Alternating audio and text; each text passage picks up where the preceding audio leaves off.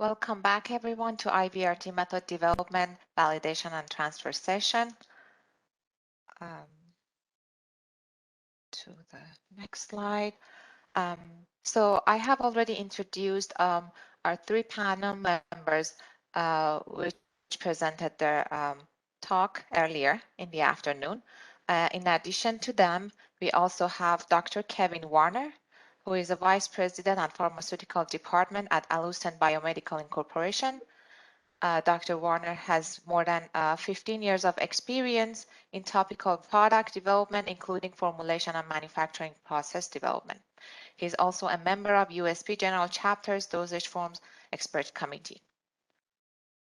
Our next panelist is Dr. Sam Rani. He is Associate Director for Science at Office of Research and Standards within OGD.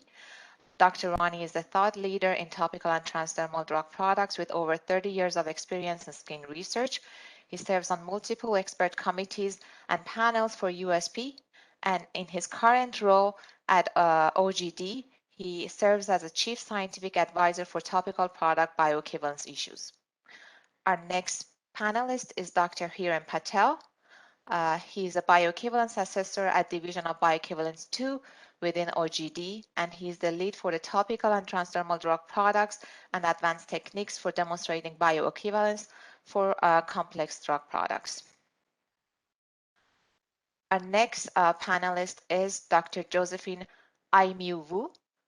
She is a pharmacologist in the Division of Bioequivalence 2 within Office of Bioequivalence at OGD, and she is involved in assessment of bioequivalence portion of the ANDAs and post-approval supplements.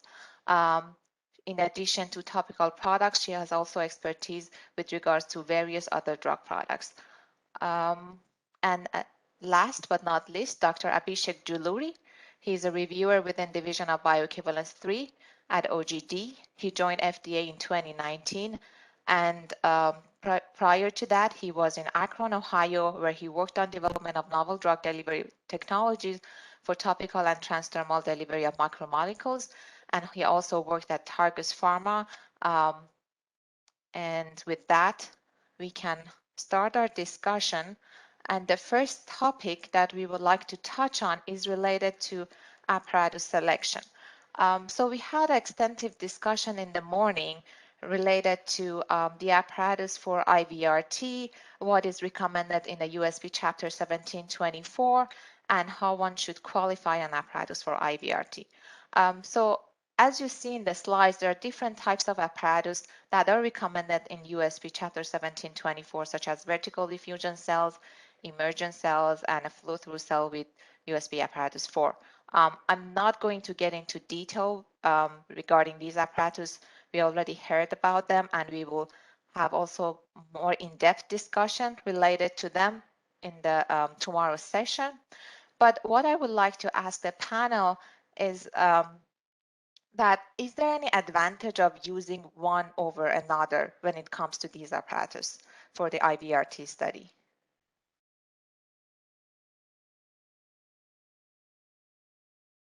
Phyllis, would you like to comment on that?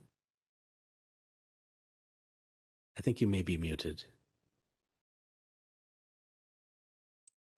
Okay, here we go.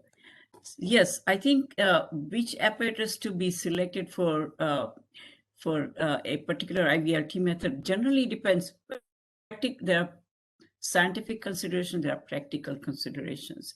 Generally, we at Targus used to default to vertical diffusion cells because that's what we have a lot, and we have a lot of flexibility in using these. But then we do also have immersion cells. My only we do not have any experience with flow through, so that's I cannot address that. But my only preference for vertical diffusion cell comes from the fact that the immersion cells are practice in principle are also are diffusion membrane control diffusion, but the immersion cell is submerged in the receiving medium. And whereas vertical diffusion set somehow better replicates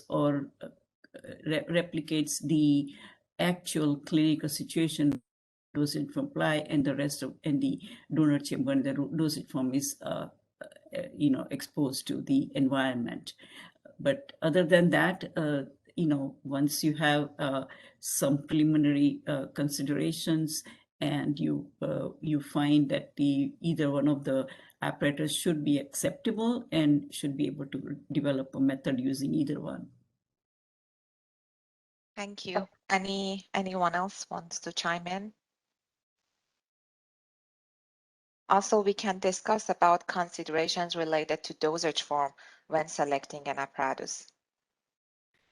Yeah, I think on for the most part, the vertical diffusion cell is sort of the workhorse of the lab when it comes to a lot of IVRT methods. But there are, and mostly we've been talking about the topical, the dermal dosage form. So we've been talking about 32 degrees at the membrane.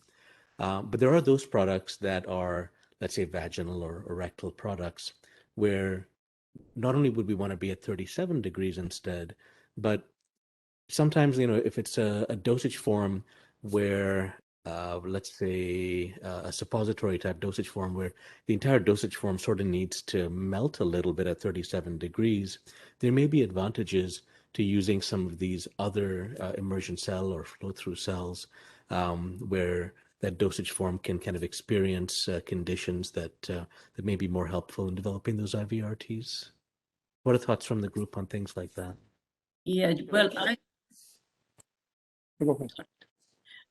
I was going to say that the dosage forms that are somewhat more fluid, such as lotions and some of the gels, for that we had preferred the smaller perm Greer type of vertical diffusion cells that allow application of the dosage form using a syringe.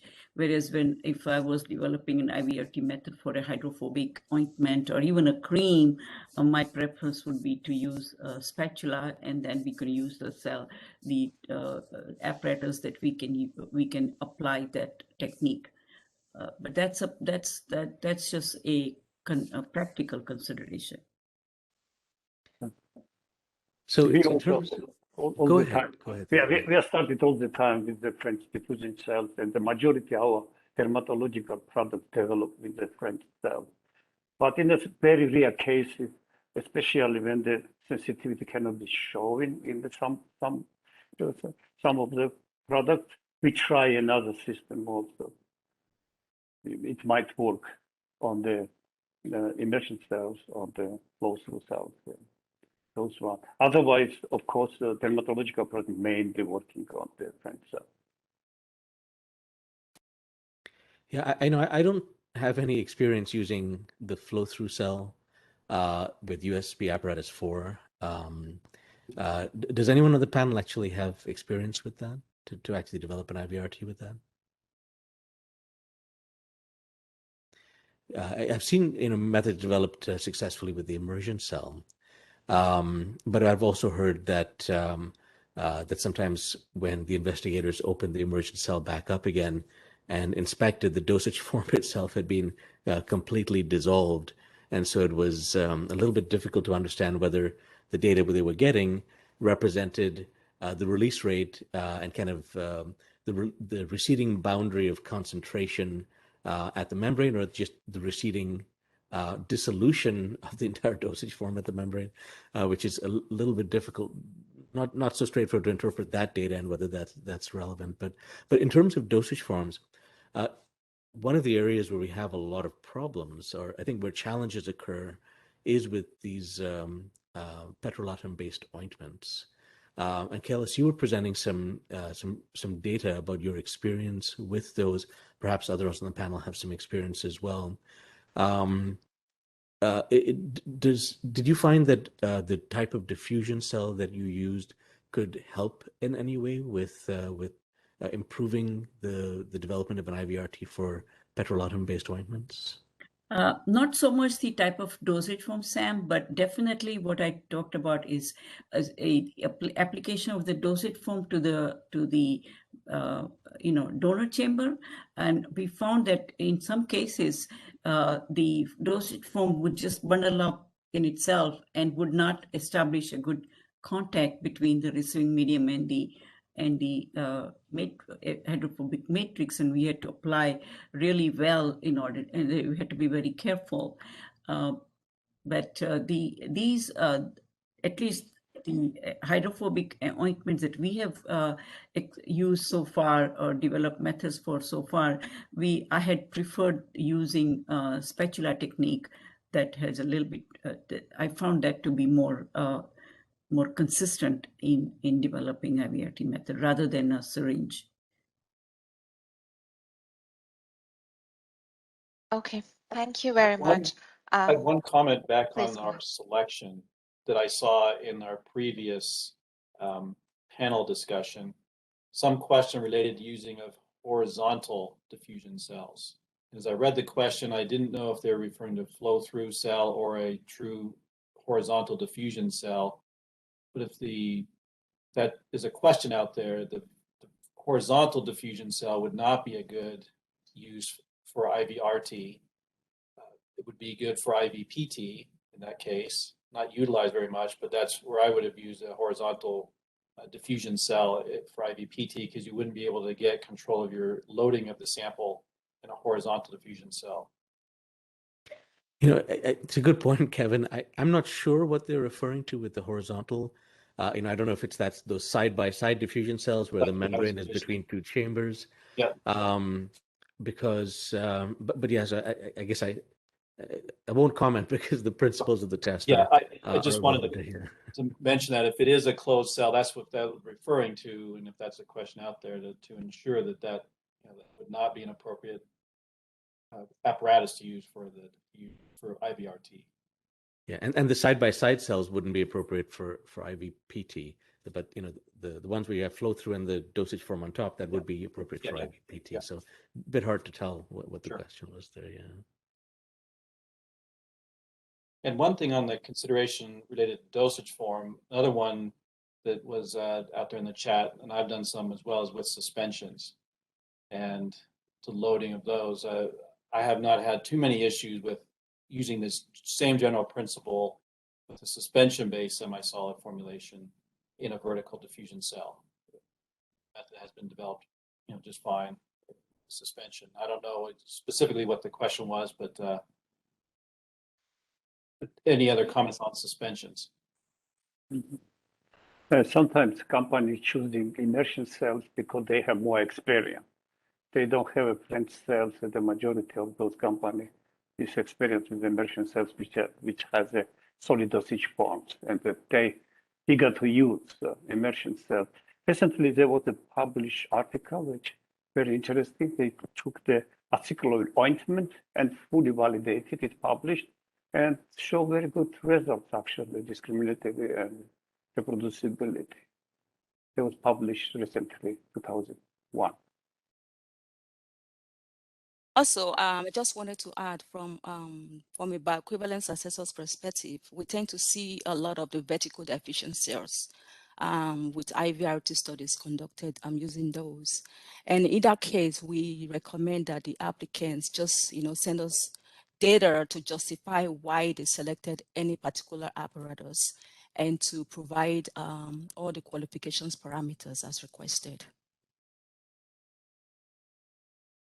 I think that's a good point, Josephine, that it is helpful to understand, especially if not using the vertical diffusion cell.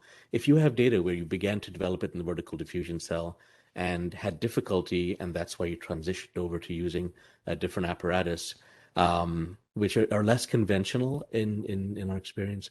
It is helpful if you can actually include some of that, your experience with that method development in the application, so that we can have an understanding of why you may have kind of moved from a vertical diffusion cell to an immersion cell, if that was the case. So that's exactly the case I had in the presentation that I had in the case that I presented.